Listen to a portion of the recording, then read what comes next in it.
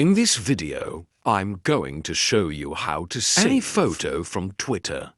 That is quite simple and easy to do. Let's begin. And first open up Twitter application. And then right here, you can scroll down through your Twitter's feed until you find a post that contains photo. And now, let's say I want to save that photo to my camera roll. All I have to do in that case is just hold down on that picture, and from here tap at Save Photo.